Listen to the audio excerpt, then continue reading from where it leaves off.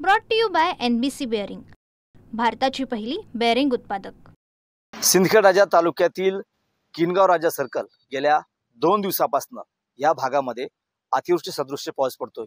एवढंच नव्हे तर गेल्या 2 महिन्यापासून सुद्धा या भागामध्ये मुसळधार पाऊस पडतोय। आपण बघू शकतो ही पावसामुळे झालेली शेताची अवस्था आहे। समाधान ढाकणे हे पळसखेड चक्का इथले शेतकरी आहेत, त्यांचं हे शेत आहे आणि शेतामध्ये म्हणजे 12 एकर शेतामध्ये त्यांनी कपाशी लागवड केली होती। यावर्षी भरघोस असं उत्पन्न त्यांना येण्याची अपेक्षा होती, मात्र पावसामुळे या शेताला तलावाचं स्वरूप आलंय। आपण जर पाहिलं तर अक्षरशः या तलावामुळे जे काही कपाशी लागवड केली होती संपूर्ण पीक जे आहे ते पाण्याखाली आल्यामुळे आता या कपाशी पिकाचं 100% नुकसान झालंय। यापूर्वी या शेतामध्ये पाणी साचलं होतं तेव्हा सुद्धा प्रशासनाकडे पंचनाम्यासाठी त्यांनी अर्ज केला होता, पंचनामे झाले, मात्र अद्याप त्यांना मदत मिळाली नाही। मागच्या 2 वर्षापासून या भागामध्ये गारपीट होते, अतिवृष्टी होते, त्यावेळची सुद्धा नुकसान भरपाई या शेतकऱ्यांना मिळाली नाही। मात्र आता पुन्हा 2 दिवसापासून या भागामध्ये अतिवृष्टी सदृश्य पाऊस होतोय, पुन्हा एकदा शेती पाण्याखाली आलेली आहे। शेतात ठिकठिकाणी तलावाचं स्वरूप आलेलं आहे आणि याच पाण्यात बसून या पळसखेड चक्का गावचे जे शेतकरी आहेत, मदत न मिळाल्यामुळं, पंचनामे काही न झाल्यामुळं शेतकरी या पाण्यामध्ये बसून आंदोलन करताना आपल्याला दिसत आहेत। आपण जर पाहिलं तर या भागातील शेतकऱ्यांची एवढीच मागणी आहे की ज्या शेतकऱ्यांचं नुकसान झालंय त्या शेतकऱ्यांना 50,000 रुपये हेक्टरी मदत द्यावी, अशी मागणी या शेतकऱ्यांची आहे। आपल्यासोबत काही शेतकरी आहेत पळसखेड चक्का गावचे। मला सांगा, तुम्ही या शेतामध्ये जवळपास 12 एकर शेतामध्ये कपाशी लागवड केली होती, काय नुकसान झालंय, काही अपेक्षा आहे शासनाकडे तुम्हाला? शासनाकडून एवढीच अपेक्षा आहे की आम्हाला हेक्टरी 60,000 रुपये शेतकऱ्यांनी मदत जाहीर करावी।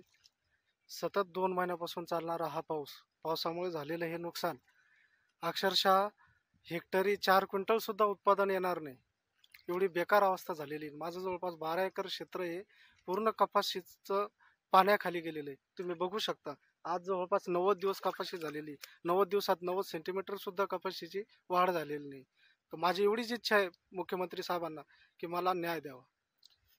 नक्कीच ही शेतकऱ्यांची परिस्थिती आहे। आपण जर पाहिलं तर या 12 एकर शेतामधले हे कपाशीची झाडं आहेत। झाडांना काही प्रमाणात बोंड्या लागल्यात, म्हणजे काही फळं आलेत, 3, 4, 5 ह्यापेक्षा जास्त काही लागली, वाढ सुद्धा झाली नाही या झाडांची। अशा पद्धतीची या भागातील शेतकऱ्यांची अवस्था आहे। काही आणखी शेतकरी बसलेत जे आंदोलन करतायत। काय सांगाल, तुम्ही आंदोलन करता या ठिकाणी, शेतकऱ्यांना अद्याप मदत मिळत नाही, फार मोठं नुकसान झाले परिसरातलं, तालुक्यातलं, जिल्ह्यातलं, काय मागणी असणार आहे शासनाकडे? ओला दुष्काळ जाहीर करावा अशी मागणी।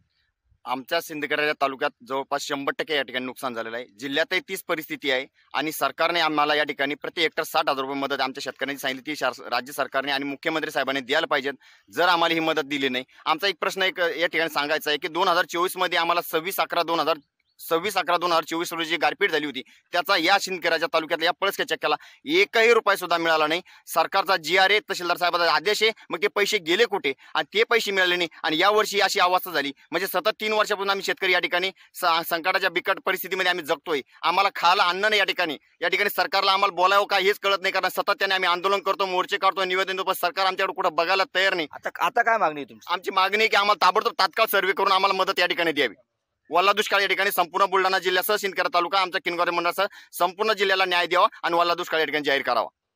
बरं, आता मागची सुद्धा मदत मिळाली नाही म्हणता तुम्ही, आता सध्या सुद्धा नुकसान झाले, सरकार कुठेतरी या शेतकऱ्याकडे दुर्लक्ष करतंय, काय भावना आहे तुमच्या? 100% दुर्लक्ष करतंय सरकार। शेतकऱ्याशी त्यांना काही घेणं देणं नाही। शेतकऱ्याचं किती त्यांना रक्त प्यायचं ते पिऊ द्या, फक्त आमच्या हात जोडून विनंती सरकारला आहे की फक्त आमच्या शेतकऱ्याला मदत द्या। आमचा शेतकरी जगला तर देश जगेल, देश जगला तर शेतकरी जगेल, सगळं जगेल। सरकारला काय इशारा आहे तुमचा? सरकारला विचार आहे, जर आमचा या ठिकाणी जर वल्ला दुष्काळ जाहीर झाला नाही तर आम्ही दिलेल्या या ठिकाणी पाताळगंगा नदीमध्ये जलसमाधी, आम्ही येणाऱ्या पुरामध्ये कोणत्याही क्षणी या ठिकाणी पूर ज्या दिवशी येईल त्या दिवशी आम्ही जलसमाधी घेणार आहे। पण सरकारला आम्ही 15 दिवसांचा अल्टिमेट दिला, 15 दिवसानंतर जो पूर येईल त्याच्यामध्ये आम्ही जलसमाधी घेणार आहे। नक्कीच, तर ही शेतकऱ्यांची अवस्था होती, शेतकऱ्यांच्या भावना होत्या। येत्या 15 दिवसामध्ये जर का शासनानं ओला दुष्काळ जाहीर केला नाही तर या भागातील जे नुकसानग्रस्त शेतकरी आहेत ते शेतकरी जलसमाधी घेणार असल्याचा इशारा सुद्धा सरकारला त्यांनी दिला आहे। कॅमेरामन निलेश देशमुखसह Ganesh Solanki, TV9 Marathi, Kingaon Raja, Buldhana. Brought to you by NBC bearing, भारताची पहिली बेअरिंग उत्पादक।